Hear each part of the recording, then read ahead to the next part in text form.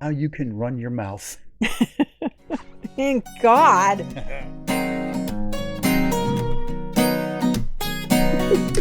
It's the Jack and Kathy show. Shit Show. And there we go. Yeah, okay, I think if Okay. Anyone not watching the podcast, Kathy's still wearing a winter coat. Yeah. So I'm not sure if you're going to stay on that the whole time or not. And I'm inhaling so my gut doesn't look so fat. You know what? I washed my hair today. Did so you? We're doing good. That's yes. a first. Yes. I can't guarantee I don't have food in my teeth because I just ate some chili. You don't. Okay. You're good. So you Pam, sure you don't have your new glasses on? You can't see from over there. I can see what I need to see. Thank you. That's not, you put your glasses on. Are you being serious? Yeah, You want me to see if I can see you? Yeah, wouldn't that be funny if I have like every tooth full Go ahead, smile. Oh, fuck. You're right. No, you don't. You're good. You're good. You don't like your bifocals. Should we talk about your bifocals? The problem I'm having, well, let me just wrap up. So Pam and her husband will be on at some other time. And next week we are interviewing a psychologist, family practice, relationship psychologist, which we're excited about. Yeah, she specifically works with couples for the most part. So that'll be fun to have her on, and she can tell us if we're all the things we're doing wrong. You're doing everything right. Well, that you can't say things like that. But see, if I say that on the podcast, then I can always go back and see how and say she for she haba. Try it again. I can say take two things to you like, see how I always compliment you. I even have it on the podcast. Gee, you're sounding incredibly insincere right now. I think we have that documented what are you talking about? Yeah. No, I think you do everything right. I think you're perfect. Oh my gosh, that is not true. That's a bold-faced lie. Bold-faced lie. I want to get that. And now you can't be trusted. That's what my kids say to me. Mom, about me? I'm not. No. Oh God, I just got nervous. when I'm like, you're fantastic, you're awesome, you're the best. They're like, they don't trust it. I can't trust anything you say. Like what? Babe, I think you're the best. So there. Trust it see? or don't. I can't trust it. I don't. Well, you should. It's a lie. Now I don't believe anything you tell me. You said you loved me, but. How about you are perfect for me? How's that? Yes, that's true. Everybody. And you're perfect for me. Everybody needs. So we can kind of segue to this. We have a listener, and I hope she's not too embarrassed to know that her comments about listening to our podcast worked its way back to us. And the comments were simply, I want what they have.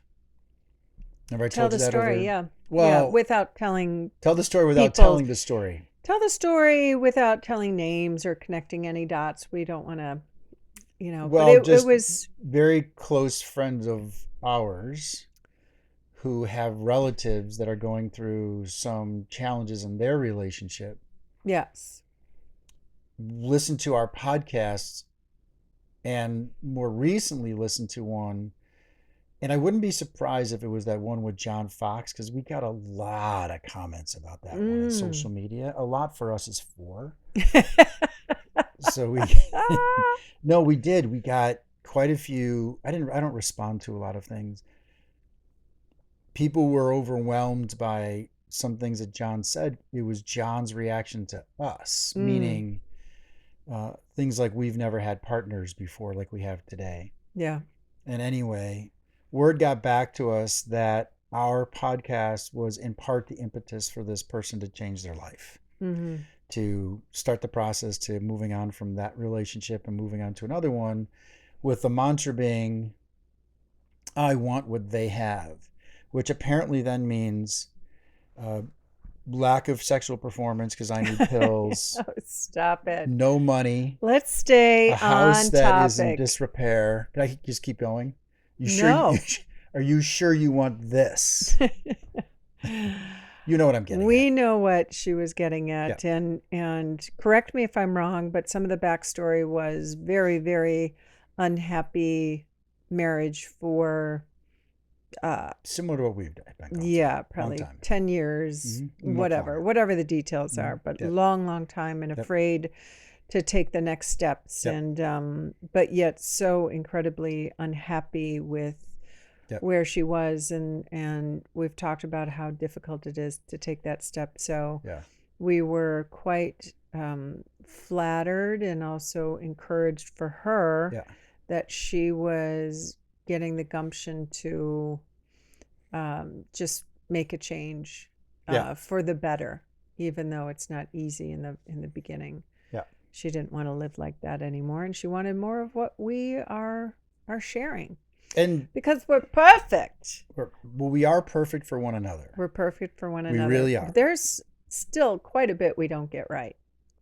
Right? Well, would you say we or me? Here's the we that we need for success, right? We are individuals, and so we will get things wrong. Mm-hmm. We are also right for one another because, as John said, he never had someone that said, I'm your biggest fan. And we talk about that all the time. Yeah. And so how did we get on this topic now? Because I want to come full circle. Well, because we talked about the one listener. No, I said, that... no, because I said you were perfect. Oh, yeah, yeah. And what I said was that you're perfect for me. Mm-hmm. Because everybody needs a partner that can truly see them. Mm-hmm. And I've said 1,000 times on this podcast, here's advice for you young kids out there, especially young men. You're tired and yawning already. We just started. No. Babe, you yawn every podcast. It's just, I'm fine. I think that's her sign to say, wrap it up, land the plane. I apologize. I'm not, it doesn't, I don't infer. No, I don't mean to infer that you're boring me. Yeah. You worked out. I get it. And I'm boring. So, see, those were real laughs. So, advice is make sure that you have a partner that sees you and trusts you and matches. And so, if I could segue now to kind of where we're going to go today. I had a chance to take a long drive to take my son to Nashville, and it afforded me the opportunity to listen to a lot of things. Yes. So, that drive, I love listening to podcasts, and so listen to the masterclass that we're going to talk about later today. And then also listen to Diary of a CEO, where Scott Galloway and another woman, I don't know if you want to pull up your laptop, we could probably find it, talk about relationships. And highly recommend, it's found everywhere, Diary of a CEO, whereas... That's the name of the podcast. That's the name of the podcast. Diary of a CEO. Right. Now, to be sure... Scott Galloway has a couple of podcasts he's on, at least 3. He's on 3. He was a guest on this but he was a guest right. on Diary of a CEO. So if you're looking for that, go to that podcast and then look for Scott Galloway. And there's another. He has another woman on. Yeah. She works for Hinge, I believe, and they're. Yes, she is a relationship. She's kind of like that woman in Illinois that you Bella met. Gandhi. Bella Gandhi. She is a relationship. That's her business. Is like, how would you describe that? Like a dating advice and dating expert advisor. Yes, but she is also works for Hinge, so she does dive into the psychology of the data, how people are attracted to each other. Yeah, it's very fascinating. I think I listened to that. It was a long one. That one was 2 hours 15 minutes. I think I have plus for sure 15 to go or something. I didn't finish that one. Yeah. But the other one that we're going to talk about. Before we get there, I want to stay on relationships for a second. Yeah. And it's interesting because they talk about the differences between men and women and emotional intelligence and all this other kind of stuff. And if you watch it, I want to add one thing to it. I think it's easy to fall prey to some stereotypes. And I'm not going to call them tropes. It's easy. Men and women can sometimes view things differently, and not all, but most or some. What I feel they didn't dive into, and I wish they would have, is that notion of don't apply a stereotype and say, well, women are always this type. You just haven't found the right person. And as Lynn, we've talked about this in podcasts years ago when we used to reference Linda a lot, and so we still do because she meant a lot to both of us. Her biggest thing was finding your person. Yeah. Someone that truly sees you. And she always told the story about how her her stepson, she was, worried because he was a very energetic person, and they'd go to football games and he'd be yelling and getting mad at the Bears games and stuff like that. And so they were always fearful of dates he would bring to games because it was a lot. Until one time they brought someone who's now been his wife of 10 years, I want to say. Mm-hmm. He brought someone to the game and he gets up and yells, "You asshole," or whatever he does, like, make the call.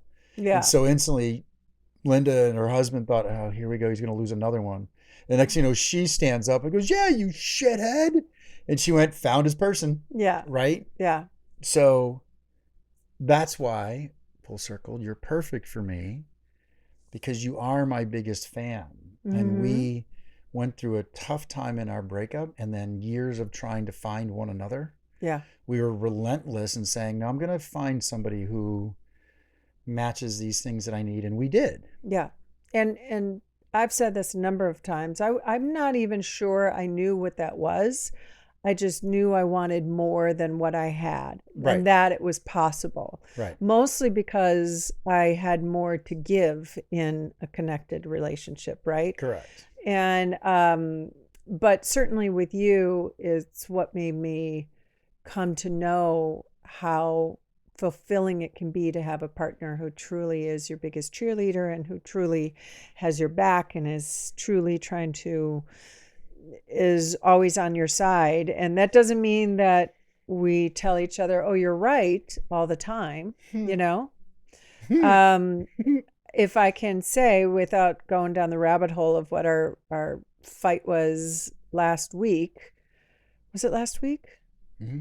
Yeah. Last week we had a fight, and not surprisingly, it originated over a house project because that's very stressful for both of us. Which is the topic of our podcast today. Yes. Stress. How to manage anxiety. Stress. Yes. Yeah. And one of the what I wanted to bring up is how we both talked about how our triggers came to surface in that, right? Yeah. Yeah. And our individual things that we brought long before we knew one another. Oh, yeah. Yes. Yeah. Yeah. Long before we were high school sweethearts. Which we were not. Yes, we were. Only in your head. In my imagination. In your dreams. We met long time ago. We are close to celebrating our 40th year together. I'm very excited about that. Yeah. The nice thing is I've only slept with you because I lost my virginity to you, but you went on that little dalliance trip. When you reenact this whole scenario, we talk about how you also then went on to have your rock and roll career and how you dumped me and impregnated a bunch of women. And got diseases. Yes. There's a lot of things that go through my mind. Anyway, you became a slut. I digressed. Okay, anyway. You were saying we got in a fight, and so there was a context there you wanted There to was. present. It was, because I never want to get on the podcast and be like, okay, Jack and I cracked the case. We've got this relationship shit down. Yeah. I don't ever want to give that impression. So I do appreciate when we kind of reveal and share some of the problems we've had. And how we do our best to resolve them on our own. Right. And we have every time gotten to the other side. Yeah. We are getting continually better and better. Yeah. We are better at apologizing, solving, talking. I don't know how you exist with somebody else and not have moments of true humanness. Yeah. And that means failings too. Yeah. Again, because we're complicated. We come to the table. You are. We are. Yeah, we are. I mean, both of us are 59 years old. You don't get to this point without a little bit of baggage. There's some trains behind the engine. Programming that you'd like to, reprogram, rewire a couple things. And I to a degree, I don't know if we ever will rewire them. Like, but isn't we that might the always. Journey? Isn't the journey constantly try to improve? That's my point. Yes. Yeah. So you continually to try to improve. It might never go away. That if we're talking about the topic of triggers, those triggers might forever be there. But where you might get better is recognizing them Great just lead into the topic for today, by the way. Yeah. Acknowledging them, and then developing a practice of how to handle it, or developing a dialogue if there's somebody else involved in it. Like, hey, I think I'm experiencing a little anxiety right now. Right. Or that situation made me really, really anxious, and I get a little on edge when we get into these places. And so, yes, that does segue perfectly into our topic du jour. Well, and what I always want to end with, and we always talk about how we don't give advice, and we want our stories to serve as some platform for advice, which is, again, going back to the beginning, it's nice to know that someone listened to the podcast and when I want what they have. Mm-hmm. So we must be giving off some sort of relationship vibe. At least to one person that works. And so I was always under the impression that the things I was seeking for in a relationship were attributes of the other person. Mm-hmm. And it wasn't until I went through everything that I went through and met you that I realized what I was seeking in a relationship was attributes that made me feel whole. That's why I continue to say I like to be with me when I'm with you. Mm-hmm. That's why it's over your shoulder. That's why that sign is over our shoulder. That song was played at our wedding. Mm-hmm. That was the big. It took me to be 50. What did we meet when I was 55? We were 55 years old. Mm-hmm. It took to be 55 years old to realize, oh, that's why this relationship is so easy. Mm-hmm. Because she accepts me for everything that's me. And your attributes, we've got to have things in common, right? Mm-hmm. I'm not denying that. I mean, despite the fact that you're a Packers fan, there are a lot of commonalities between us two. I'm not discounting. Because that elevates me. It does. To asshole status. I feel everyone loves the Packers. No, not everyone. Everyone I can guarantee you, Minnesota Viking fans, Bears fans, and Lions fans don't. They love the Packers. And stop. It's a nostalgic team like no other. It is still owned by the people. It's special. Lambeau is special. Thanks for segueing to ruining the whole day now for me.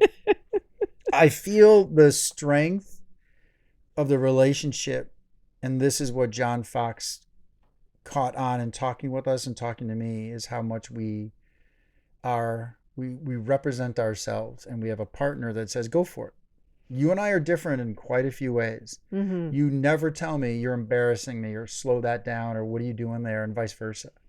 To be sure, I get some things wrong. I can there are moments where I in my mind, I'm just like kind of teasing you a little bit and they don't land well. And I need to be more aware that that can walk the line of disrespect. Yeah, but that's normal. How do you know until the other person says you crossed the line? Right. And I feel comfortable saying, yo, cross the line there. Right. And you don't go, yo, get over it, because then that's 2 lines you just crossed. Exactly. Right? And that would be a trigger for you, That'd too. Be a trigger. I know enough of your history right. Just say, to get come over back it. with, whoa. Yeah, like call you a name, Yeah. So it's tell you to get over it. And so it's let me give a lead in then to why we're talking about anxiety and stress. Mm-hmm. Can I do that? Is that Absolutely. Right? So had this chance to be on a car ride and listen to several podcasts. And by the way, Kathy got me, so anyone listening right now, Kathy got me a Christmas gift, was a membership to Masterclass.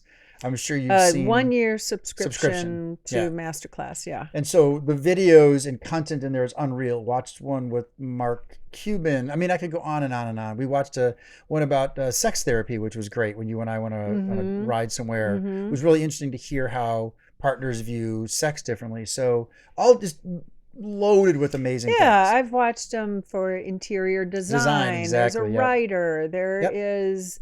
Chris Voss, the art of negotiation. So it's not like all salacious stuff. In fact, it's really plentiful not. on every topic: business, relationships, music, etc. So what popped one time was a new masterclass. It's a new episode. It's about an hour long, and it's from a woman named Alexandra Solomon. So let me pause here and let everyone know that I'm working. So I did this already. I wrote masterclass to be a part of their affiliate program, saying how we're going to be talking about it in our podcast. How can we be a part of it? So I'm hopeful in the next couple of days we'll have that signed up and we can get you upwards of 20%, I think it is, on a discount to the membership. And just obviously we'll have the codes figured out. Alexandra Solomon is someone that Linda told me to pay attention to. She is a teacher out of Northwestern. She specializes in psychology, psychiatry, I think. She's a PhD, a few other wonderful accolades. We, years ago, talked about this on the podcast. You were already, to be sure, Jack Honar, you were already paying attention to her. And right. had you read her book? You've read, she's got like 3 books now or something. I read like the first that. one. Okay. Yeah. Relational self-awareness. Yeah, it's fucking fascinating, which is basis for a lot of the ways I always, like, you hear me say to you sometimes that people who are self-aware are very attractive to me. Right? Because that's relational self-awareness. I'm recognize how I am in certain relationships, whether family, friends, lovers, etc. Anyway, because I follow her so frequently, up on Masterclass pops Dr. Alexandra Solomon. Right. And a class about anxiety. And it just happened to be right after we had our fight. And our fight was born out of, it really was born out of anxiety, because the house is getting stressful. What's happening in the country with the markets, we want to get the fuck out of here. We have a lot of, and again, we're not leaving the country. We just want to sell the house. And so we're putting undue pressure on ourselves. And isn't the universe wonderful? And that it provides us with a, hey guys, I know you're anxious. Watch this podcast. Yeah. And so, good setup. Did I describe overkill, or are we good? No, it's all good. And you shared it with me, and I'm able to log in with you as I got you because I knew you would want to. So getting back to Masterclass for just a second. So when I landed on that for a gift, I had 2 options in the subscription, and I chose the slightly bigger one that allowed you to share it with other people. And I know that's something you enjoy doing when you have, like, you listen to this, you send it to your kids mostly, or me. Right. And it's like, you got to listen to this. And for the most part, I take the time to listen to it. Yes. Now, what I don't always get to is the many, many Instagram reels you send me that I that kind of build up, and I haven't always gotten to. No, that's okay.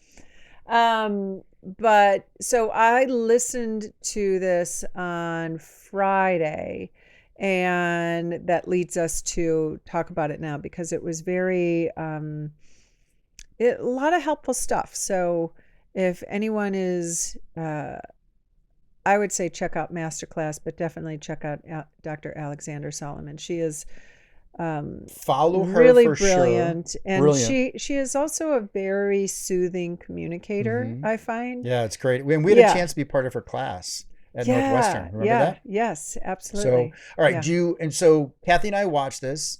Kath took some notes. We're going to talk about anxiety, and we're actually going to use this time to do something we don't often do, which is to provide some advice and then talk about some of our own reactions to what we watched with Alexandra, right? Is that good? Am I kind of summing that up correctly? Yeah, okay. I think so. I was going to kind of begin with my own personal recognition of anxiety within myself. Okay, let's do that. So listening to this, it was kind of funny, not funny, but I had a busy day on Friday in Chicago prepping for. Do you want to set this up for when we start talking about it? Like, do you want to go to commercial real quick and then we'll set this up? Sure. All right, cool. Yeah. All right, so we will be back in 2 and 2.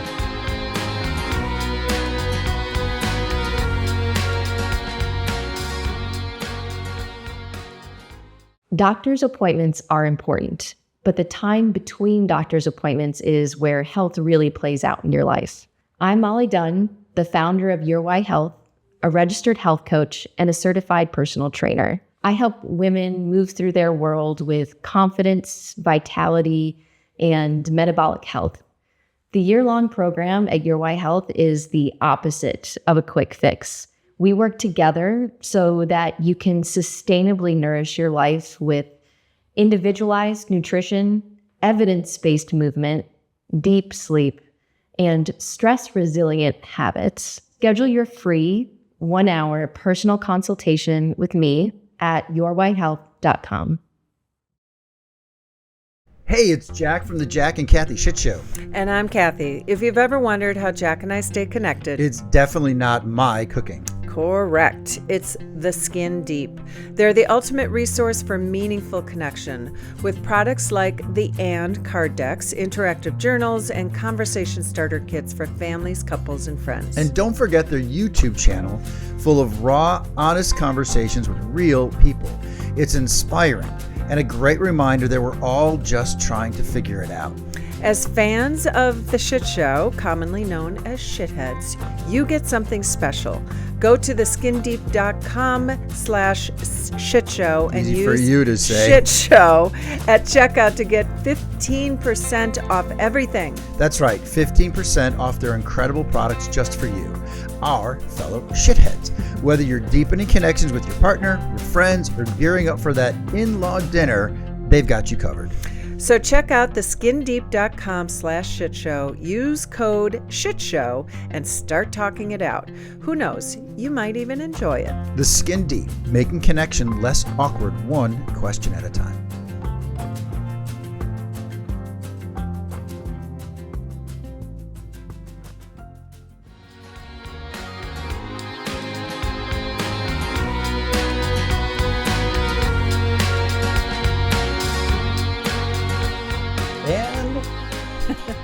We're back. Okay. So you go roll. Yes, I had a stressful day on Friday. I had showings in Chicago and so many moving parts and traffic and getting down there. And I was just really, really tightly wound. And so I talked to you about it actually that day. Right? Mm-hmm. I talked to you because you were driving, you were doing your long drive, and Mm-hmm. I'm like, I am really tightly wound right now. I am not doing so well with all my moving parts, and I'm very afraid. And I physically can feel it in myself in an incredible way. And I don't know how to. I haven't mastered how I get myself through it. And one of the things that I've never really done in the past is actually share with someone that I'm going through this, because I am incredible at shoving all that down, so that which was is part of the problem. So that was a first to tell me. You've done it before, but I've done it with me. you before, yes. Yeah, you're saying it's a first with me. Yes, because I find it to be my perception of myself in those moments is that I'm being weak. Why am I not handling that situation better? Why is this pretty simple? Yeah, there were a lot of moving parts, but why would it get me so wound up, you know? And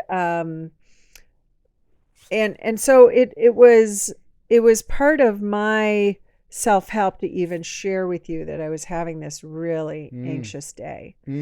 And unfortunately, at the end of the day, I did get a migraine. And so do you know that I knew it was going to come within 24 hours? Because I could hear all that stress in you, and all I kept thinking was, oh man, she's fucked for Saturday. Because my personal feeling is that it creates so much tension in you that it gets stored then in your head instantly. And then once the rest of your body calms down, your head goes, now it's mine. And it is, since I have known you, when there's been a stressful moment, either a fight with us or some other stimulus, within 24 to 48 hours, you've had a migraine. I always thought it was immediate. Like, it'll affect me immediately. Not every time. Well, it was Friday that you were having the anxiety, and Saturday you got the migraine. No, sir. Yeah, because I flew home Saturday. Yeah. Oh, wait. You didn't get it Friday. It was Saturday. It's 24 hours later. You're right. Yeah. It was the next day. It was when I walked into IKEA and the lights and reading a sign without my glasses was just a little bit of that tipping scale to and go. it's interesting too, because Yeah, your you're anxieties right. are level. It's you should almost study it not to hurt yourself. Mm-hmm. And then I do want to get to Alexandra. Mm-hmm.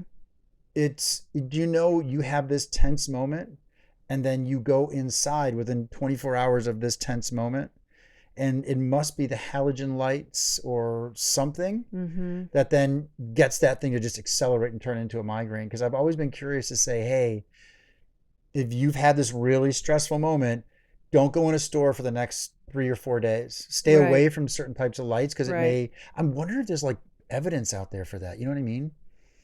Like I think there medical. is. You mean in association with migraines? Well, meaning that kind of light having. Yeah, Absolutely. I don't have Absolutely. migraines, so that's Yeah. why it's Yeah, I've no, not there researched it. definitely is. Okay. But so it was very poignant that I was literally that Saturday. So Friday was the stressful day. Saturday was I was pretty much chilling at home till I ran out and did a couple errands. And I was listening to this podcast or this masterclass of Dr. Alexandra Solomon talking about anxiety. And then I'm like, oh, okay, I'm listening now. God, were you getting stressed damn it. listening to it? No, no. But I think I'm just, I don't always pay attention to what's going on in my body. I sometimes feel like I expressed to you that is a weakness to be riddled with anxiety. That's like weak. I should be stronger. I should be able to manage this. This task at hand is not a life-threatening situation. My children aren't in danger. You're okay. Right. It's like, come on, anything short of that, you got it, right? Right. Why are you letting this thing like get you so wound up? And my physical manifestations are not just the migraine, but I will literally, my throat will tense up and my tongue will get tight and my jaw will get tight and my shoulders and the sweating. Yeah. So all of that. And so getting back to the master class, and please add, because you remember so much more about what you've listened, and I have a few notes here, but one of the things early in the session, the masterclass session, she has a therapist on whose daughter got this incredible, I would say almost a visual. How would you describe the phrase about the butterflies? Oh, it was like a visualization. So her daughter was in this anxious moment competing, and the sensei came up to her and said, "Get your butterflies flying in formation." Yeah. So it wasn't saying, I mean, think about that. Get your butterflies. I know you have butterflies. Right. I'm not telling you to get rid of your butterflies. Yeah, it's powerful. I'm not telling fuck, you you're it? ridiculous for having butterflies. I'm saying focus on getting your butterflies flying in formation, like take control of this. Well, it's saying use that to your advantage. Let those nerves be your energy. And so by putting them in formation, you're not saying don't experience what you're experiencing. Because I feel you would agree, and for me it's a massive trigger when someone says you don't feel that way. My brain can't handle that. Or somebody just says relax. Oh, fuck me. Right? Yeah.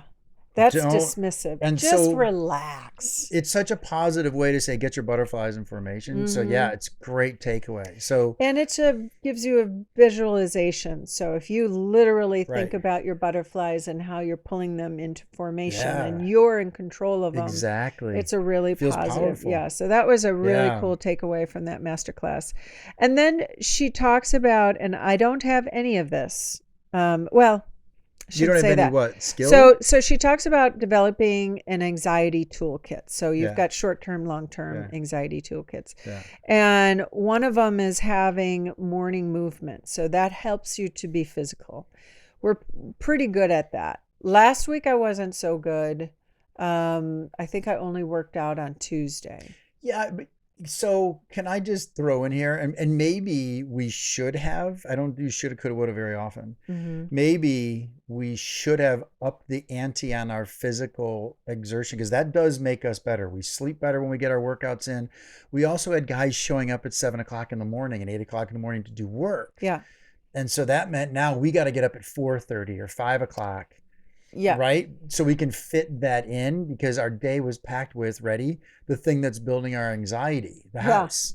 Right. So how do you feel we should have handled that differently then? Because I felt we couldn't probably work could have out. squeezed in one more workout, or maybe if you didn't have the hour and a half to go to the gym and work out, you just stretch. Good just idea. Stretch. Well, just do a plank, do a downward dog, do a little, my running stretches, the hamstring stretches, the movement, just something. So here's what I love about us, because I feel we would both be incredibly supportive. Mm-hmm. How do you feel about if we both have a morning when we know our schedule's tight and getting to the club is tight, all those things?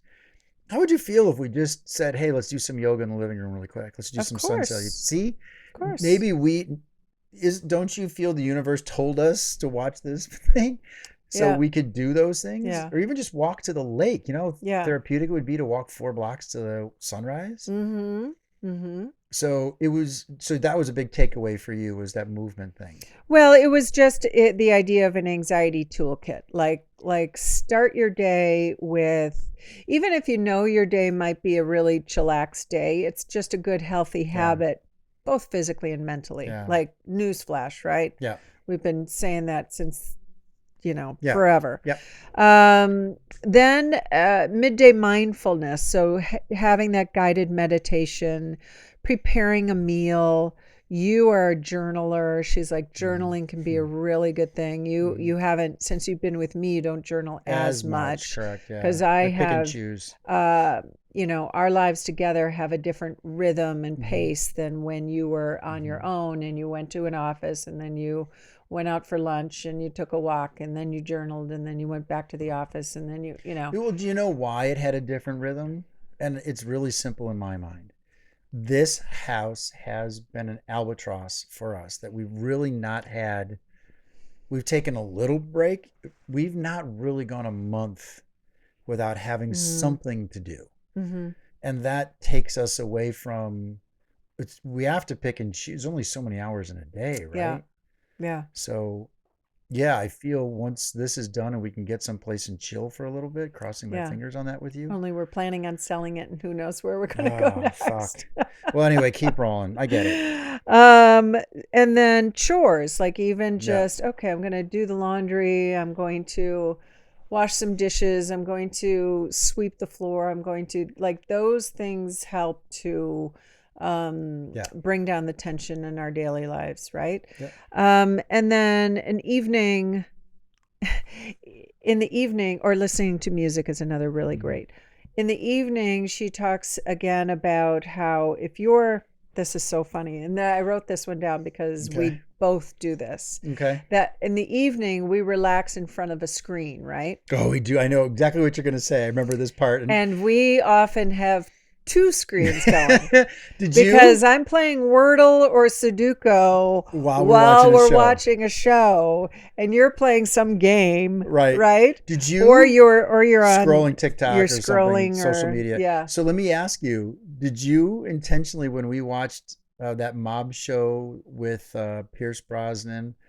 Because I remember specifically telling myself one screen. Did you consciously do that too, or no? Okay, so I had my phone close by. I certainly would have probably done Sudoku while watching that. Okay. But that show is so hard to know what's going on. So you're telling me it wasn't because you're trying to do one screen? Because I had to read the subtitles. Oh, God. Well, can we make a pact that when we sit down to watch TV, because unless there's an emergency, we'll get a phone call, we put our phones in a different room. And we really give each other, because it becomes a bad habit. And in there, they talk about habits too in this podcast or in this masterclass. For sure. Well, keep going. Is there more to that? Well, A little bit. So that's one thing, a physical choice to only watch one screen, because that's helpful to us to not bring too much anxiousness. Yeah. And the other was, one thing you want to do is have that gratitude moment of gratitude, where at the end of the day, Dr. Solomon gets together with her family, her kids, her husband, and they go through the high, low, high, gratitude. low, Grateful. What are they grateful for? Right. Yeah. Right. High, low, grateful. And that's something that you wanted to do. So Well, it's taking funny. a moment to reflect on Yeah, what you're grateful for, really. I wanted to do it when I got home Sunday or Saturday. Remember, I was talking to you saying, hey, when I land, can we do this? Oh, yeah. And then my Except flight you was landed delayed at 4 hours midnight. because of rain. And then I just completely forgot about it. I'd like to try starting it tonight using the journals we created with Aaron and Ron. Okay. What do you think? Okay. Can we give it a shot? Yeah, that sounds good. And then she went into long-term, to have long-term effect on your anxiety, you really got to develop those healthy habits. So, of course, that's the short-term ones that we just discussed, but long-term healthy habits. And you are very good at having habits. I'm not so much. I never have been. So I had a career where every day was different. Right. I had a career where some days I had to wake up at 2:30 and catch a plane by 5 out of Chicago, right? To Brussels or something, right? Yeah, whatever. It could have been St. Louis, right? And so I had, every day is different. So the days I had off, I probably slept in, did my grocery shopping, got in a workout, whatever. But it was all scattered all over the place. And then you raise children and you're like, oh, someone has dance class tonight, but not tomorrow night. So you just kind of do the task at hand. So I'm terrible at having habits. And I think that is a challenge for me also in the career that I have right now with real estate, because healthy habits in business reflect, if you have consistently healthy habits in business, you will see results. And I don't. I've never been one to have habits, and I kind of beat myself up about that. And then at the same time, I'm like, I'm not wired that way. But so I kind of go back and forth on that. I recognize how brilliant that is. Well, I've just never had that structure. I don't have that muscle honed. And to be sure, there's a part of me that likes that some days are all the same. And then I've got a couple that are just up for the taking in whatever way I want to shape them, right? I want to meet the friend for coffee or something, you know? So I've personally found that disorganization or no habits leads to chaos. And it doesn't lead to any steps moving forward. So years ago, I created that discipline for myself where I'm going to do this all the time and get in a habit for it, where it almost became obsessive, right? Hey, I have to cut out, guys. I got to get my workout in. Right. And I learned to modify some of that. What's interesting in the master class is that she brings on a guest that talks about habits and says, we often ask why we are where we are. And your position in life is a direct result of the things you've done before, you did earlier or didn't do. Right. So if you're wondering why we talk about this a lot, wondering why you're out of shape, well, it's a direct result of the habits you created that got you to the place you are now. And so his point is those can be changed and corrected so that your outcomes look different. Right. But to sit here and say, God, I wish I was over there, and then not move, is you're not creating the habit that gets you to someplace. So how does it feel for you to think about being habitual? Like, does that, because like you're in a business, you're in a business where it is, I've used this analogy often. It's an old steam engine that's powered by coal, and you got to throw a shit ton of coal in it just to get that engine to really start to move out of the station. But once it gets flowing, then you're just putting little buckets in of coal. You're not putting in huge amounts. When you think about that, though, how does that emotionally resonate with you? I mean, that's the emotional self-awareness of, like, you hear that and go, oh, yeah. Yes. Okay. That was great. It was so easy. I'm being very honest. No, that's what I mean. And I feel like that is a weakness of mine. I feel how come you take it to there, right? Like instead of because saying, I know, but having why? healthy, consistent habits, well, that's what habits are, right? Healthy habits are a positive thing. And if you're not willing to do it, then I Well, just but feel like see, that's, you just I threw get hard out, on myself. yeah, you're way hard on Mm-hmm. yourself. You're not willing to do it. Well, you're not willing to do it, right? And positive habits are a good thing. You just also said your career. I've said this to you 1,000 times if I said it to you once. Mm-hmm. I have felt that your career that you lived by, the success of your career was your ability to be able to not have habits because someone would say to you, you know what, I need you to have a really serious look on your face now. And you had to change in the moment. You couldn't have said, I've been practicing all week to be happy, right? They were like, Mm-hmm. Kathy, I need a happy thing. I need a sad thing. I need an angry thing. And then I need you to change your clothes, put on that swimsuit. So your whole entire career was formed out of lack of structure. The only structure you had was Absolutely. Kathy, are you available? Show up. Yeah. And so you became an expert at scrambling to get someplace and going. Yep. And so now you're in a world where in real estate in particular, it is a fucking punching bag every day. You got to go, and you got to set Mm-hmm. up a habit, do the same thing over and over Mm-hmm. again. You have to, see, this is where I love you so much. You have to cut yourself some slack and saying, holy shit, I'm 59 years old and I'm pivoting to something that's complete contrast. Do you see it that way at all though? Mm-hmm. Or do you just be like, Kathy, you're an idiot? Probably a little of both. Okay. Yeah, probably a little of both because I do need business, So yeah, it's kind of, I have a little bit of both. Yeah. It's like, it's doable. It's just new for you. And for sure. My feeling is if you can accept that this is just new, doesn't mean I'm stupid or wrong or bad, just not experienced, Mm-hmm.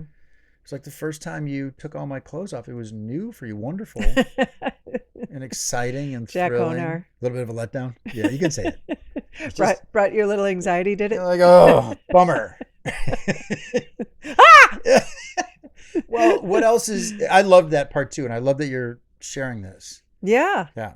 Yeah. I think, I just think I've never been used to having those habits. Listening to you talk about it too, reminded me that years ago I wanted to volunteer somewhere. And they said, you need to make a commitment to us. And I was like, I can't. Because if work calls and I have to be somewhere on Thursday, I have to be able to bail. Yeah. Because this is my work. I just don't have a choice. But do you see your whole career is like that? And everything was last minute. Like if I needed my hair cut, I'd call and say, do you have anything in the next 3 days? So when was the last real gig I remember you doing was 2 years ago when you did Coolabar in Santa Barbara. Yeah. So that was age 57. Mm-hmm. Do you realize from the age of 17 to 57, for 40 years, yep, your life was, you're in a therapy session with me, by the way, if you haven't figured that out. But truly be fair to yourself. And I know you did some real estate stuff in your late 40s to migrate as you started to slow down and kids got busy, etc. Still, for 40 years, your life was controlled by chaos, like spontaneity. You couldn't form habits. No. You couldn't even join a spin class. No, I never signed up for classes. Because you never couldn't. signed. No. Mm-mm. So to think that now suddenly you know how to step into that environment, right? Not only is it challenging, it also probably, to be fair to yourself, feels really awkward. Feels even probably restrictive. Yes. Yes, I think it does. It do you want to lay down confining. Here? Yeah, do you want to lay down? We can like having those daily habits feels confining. And I can't even remember to take vitamins every day, for God's sakes. Babe, thank God you don't need meds. That's why when I do the hormone replacement, I get the pellets put in my butt cheek. So you don't have to think about it. Because I don't have to think about it. Pellets in your, what did you say? Butt cheek. Oh, I thought you said something else. No, my butt cheek. Not your bunch. Yeah, I don't. The only morning routine I have is waking up to make some kind of hot beverage, a matcha or a coffee. Like that's the extent of my morning routine.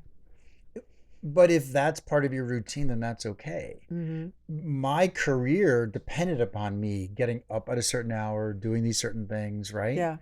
I would argue athletes, like we know in our family and friends, they're used to having that kind of structure. Mm-hmm. So the question is, can you pivot to a career, which, by the way, Katie and Molly wrote us saying they've got a plan for you to pivot if you want to do that. Mm. So they want to talk to us later this week. I just want you to, I can't believe we're doing couch sessions. Because it brings you anxiety. Yeah. But the reality is you have had 40 years of training. Again, what goes through my mind is I used to be in a men's basketball league, for example, every Tuesday and Thursday when I was in my 30s and 40s. Mm-hmm. If I had your career, well, if I was a model, I would have had a lot more sex with different strange women. You would have. You'd have all those illegitimate babies too. Never So mind, you would have been really bogged down. Yeah. No, but seriously, I wouldn't have been able to be in the basketball league. Mm-hmm. There's no way I could be in it, right? And and now you're in a world where you're asked to do something every single day. Yeah. So cut yourself some slack, biatch. What the fuck? Well, thank you. Is there anything else you culled from the master no, class? those were kind of the when I got to those healthy habits. Some of the short-term stuff I can definitely feel like I can incorporate. You know, I do love when we have our routine of working out. You're great at getting out the door in the morning. Yeah. And I'm like, I'm coming because I know it's so good for me. Yeah. So I sort of like ride your wave in that. And I do choose sometimes because sometimes podcasts and current events can stress me out. Lately, I am turning back to music a little bit more. Yeah, same. Like even when I'm working out and stuff, like getting back into music because that's better for me. Do you know what I'm turning to? Do you mind if I interrupt and share that with you? So when I was in the kitchen doing work, I had music on. Yeah. And then I was listening to podcasts like Diary of a CEO. Yeah. Where it's just interesting stories of other people's careers as opposed to podcasts about the state of affairs in the country. Yeah. Right? Anxiety inducing exactly. Podcasts. Right. Yeah, I feel that this thing was presented to us for a reason, this podcast or this masterclass. You had another thought, sorry. Jack Honar, how do you think your anxiety manifests itself? Because I've talked about how mine does physically. Mine is truly when I don't have a schedule. I get more anxious then. When I know, but what does that look like? Well, I just get, what does it look like? Like, how do I behave? Yeah. How does it manifest in you physically? Like I don't get, you mean like getting headaches or migraines or those kinds of things? That whatever? I don't know. Mine is, well, I know what I do is I start to eat. Mm-hmm. You know that about me. Yeah. Like when I'm very stressed, I have a lot of work stuff going on, I will eat an entire bag of potato chips. So I don't know if you noticed recently, but I bought a bunch of gum. Mm-hmm. Did you notice that? Mm-hmm. So I get very oral and I need to chew. Yeah. So my tension manifests itself is the right word, in kind of like a movement activity. Like I don't feel headaches. You walk around when you're having conversations for the most part. Like you got to get up and walk.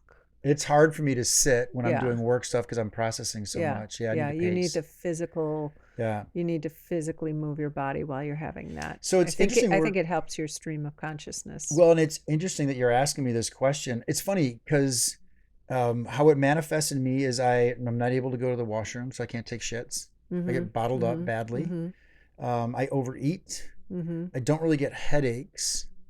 I've got to get them a little bit. My vision starts to get affected massively where I can't see clearly. And I don't know if I told you, I think I did when I first got separated and moved into an apartment by myself. I hadn't taken a crap for 3 days. And I got to the apartment. I threw a mattress on the floor because I didn't even have a bed spring at the time or bed frame. And then got the whole apartment nice and clean, turned on the TV and sat there. And within 10 minutes, I exploded. Because you had finally relaxed. Moved into your home and your body released. Well, what's interesting is where I'm going with this is I decided to do a study of myself for 30 days. Because I went, how did this get here? And so I wrote down everything I ate. I wrote down what I did during the day. I got one of those apps that you put by the side of your bed. Alex had told me about it. And I know the solutions for me feeling better. An hour minimum of rigorous exercising. Like, for example, I have spin class on Tuesday. Tomorrow. And I sleep the best every Tuesday night because it is a ball-busting 50-minute super hard spin class. Yeah. And so I know my solutions. Shit ton of water, wake up early. So me getting up early and doing something right away, spin class. Yep. Being super productive at work. Eating really well, like light meals throughout the course of the day as opposed to a lunch. So I'll have like little tiny things. I know the solution, and then sleep. And then truly I used to do meditation. So, and how it manifests in me is that my stomach gets a knot. I get short of breath. Yeah. I thought I was having a heart attack one time. So I know you don't get that. You don't get tightness in your chest. Is that what you were asking? Like, how does it physically manifest? Yeah, absolutely. Yeah, now that I'm thinking about it, my chest gets tight. Where remember I told you I thought I was having a heart attack? Yes. And I should go to the doctor, and then we did some tests, and they're like, "Yeah, you're fine." Yeah. It's stress induced. Yeah. Yes. Yeah. Exactly. Did you have any more that you wanted to share from that? Nope. You want to take a quick break and we'll go to our questions? Sure. Awesome. This was really good. Are you anxious right now at all? No. Okay. I want to end with except that I got to get my taxes done. Yeah, I'm gonna work on those too. Yeah, let's just make it more stressful now. Before we go, check out Dr. Alexandra Solomon. You can follow her basically everywhere. I'm not sure if she's on TikTok, and highly recommend her masterclass. Clearly, we'll try to see if we can get discounts for everyone. DM us on Instagram if that's of interest to you. And then second, check out her book called, I think it's called Relational Self-Awareness, but check out her books. They're awesome. So anyway, we will be back in 2 and 2. Whatever that means.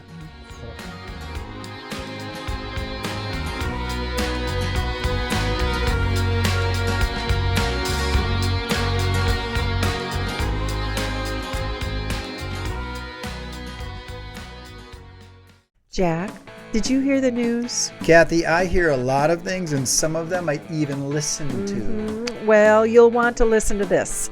The Jack and Kathy Shit Show is officially ranked number 3 on FeedSpot's top 15 dating after divorce podcasts. Wait, we're number 3 out of all the dating after divorce podcasts? Yep, and that's just not some random list. FeedSpot ranks podcasts based on relevancy, authority, social media following, and freshness, which means we're actually pretty legit. So basically, we're in the Dating After Divorce Podcast Hall of Fame! Exactly. And if you want to check out FeedSpot for yourself, it's an amazing platform that curates the best content from around the web.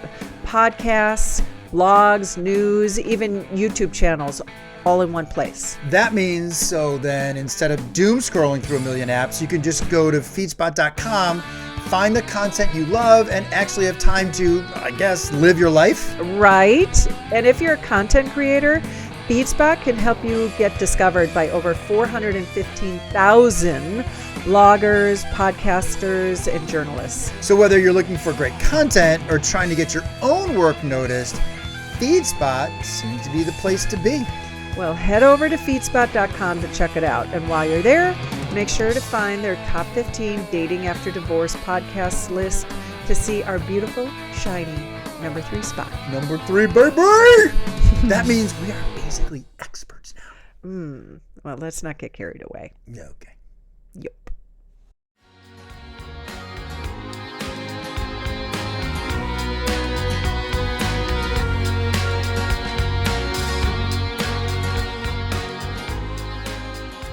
And we're back. We're back. Okay, let's jump into the Skin Deep, the wonderful affiliate company that we have. And I heard from some people that they actually bought some cards. So when the Skin Deep sends us $7, that'll be awesome. $7. We can retire. We can retire. So I have, we love the Skin Deep. I love asking questions. Lately, I haven't been happy with the questions that come up randomly. So now you're hand picking them. So I'm picking questions. And then you're going to hand one to me. Well, I want us to have something that's a little more engaging. Okay. Because here's the thing, right? I realize, because I listen to the podcast 4 times before it gets produced. I know. We're annoying. We have no purpose. I love you. No, I love you. You're the best. You're my favorite. We're working things Shut out. up. No, you shut up. No, you shut up. You're so great. And so what the fuck? Let's be human here. We're not like that all the time. So I picked two that have a little more meat to them, right? Okay. There was one in here that I liked that says, which of my friends do you like the least? And I thought, oh, fuck. Imagine saying that on the podcast. But those are real things, right? I guess so. Yeah. But we've talked about it. We have emotions on those levels. So I picked two. Okay. Both of them I like. Both of them I felt comfortable answering. And so decide which one you want and grab one and we'll go from there. All right. All right. You want me to go first or you to go first? I'll go first. Go ahead. What have we yet to try to do together? Gosh, so much. I was going to say physically we've covered every base, I believe. And then some.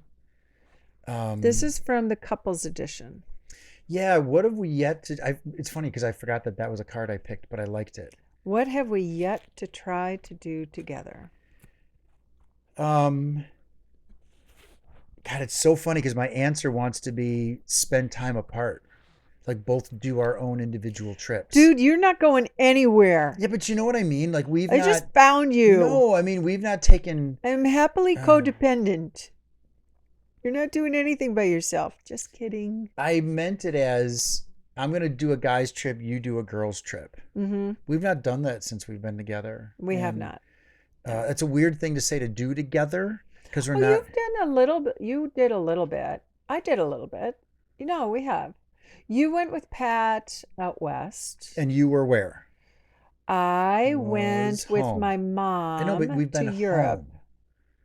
So meaning I would like... It's a weird thing to describe. It'd be cool if you're gone this week and I'm gone this week. Oh, both at the same time. Right, as opposed to one person's left at home. Okay, got it. I think it'd be interesting if we both said, hey, this is the week of year we're each going to take a vacation.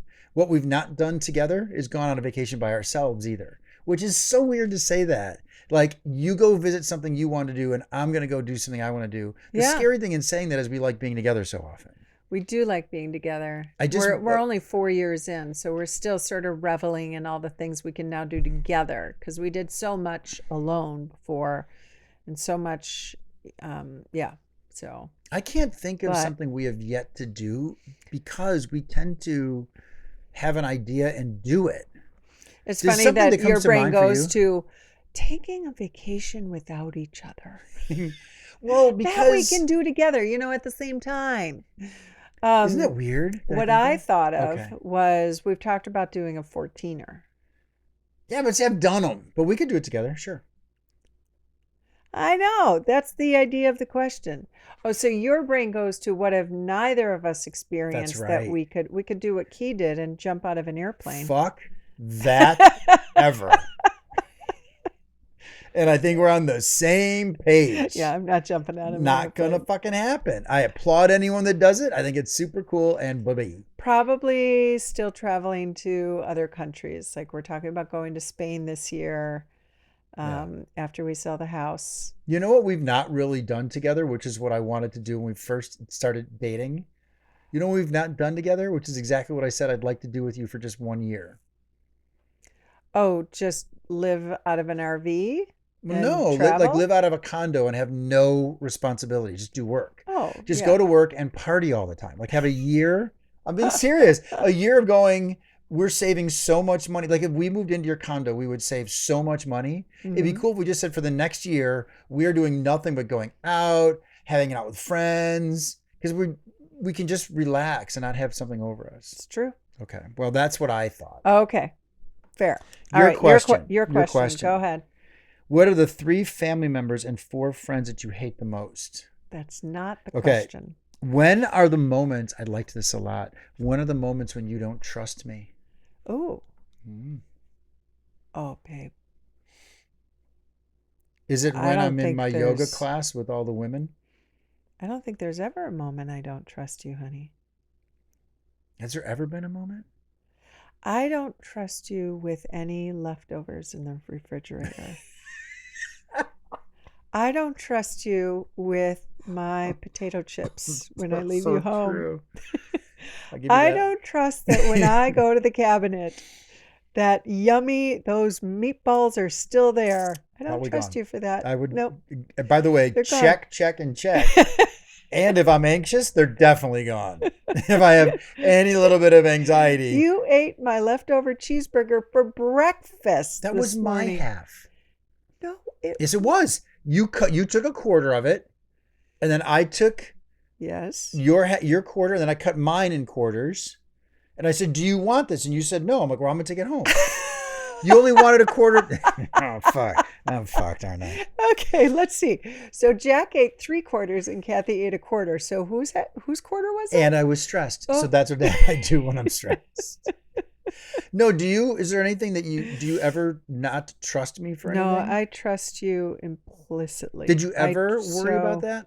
Did you ever have thoughts about it? No. No. And are you suggesting like trust of like anything, other women, money, or anything? Like you trust that I'm hiding something from you? My biggest fear, I swear to God, is one day I'm going to find out that you had like other lovers, or you were embezzling something where everyone, and I'm going to be that fucking idiot on a 2020. Yes, like exactly. how did he not? You didn't see it this? coming. Like, I didn't see they even had a podcast about relationships. And he never saw it coming. Never saw it. There's hickey marks all over your neck. And you're like, oh, I just bumped myself. I swear that's my biggest fear, is that she embezzled $45 million. She would make soup and I would just feel a little bit off every time I ate it. Then I'd say things like, I have a headache, and she'd smile. Let me get you something for that. I can't think of a time I didn't trust you, though there was one time when I was nervous. And that's when you told me that your old boyfriend had reached out to you when we were like maybe 3 months into dating. Mm-hmm. He said, I want to let you know that they reached out to me. And I said, I'm in a committed relationship and I want to be honest with you. And then there was some other guy that was kind of hitting on you too. An old flame from years ago. Someone. Was that 3 months in, or the first night of our date? No, the first night of our date, it was annoying, but it's so funny that you just said that. The first night of our date, you're like, oh, wow, isn't this funny? 2 boyfriends that I used to go out with are texting me at the same time, asking me how I'm doing. Yeah. And I swear to God, my gut reaction was, this is the most clueless fucking chick I've ever been on a date with, that she thinks I'm going to give a shit about boyfriends. No, I think if I remember it being that you had asked the question of, is there anybody that thinks they're in a that relationship right now with you? that thinks that they're in a relationship with you? And I was like, absolutely not. And then I happened to get 2 texts I can't remember what the reasons were. Oh, one was, I think the most Just recent boyfriend was, in?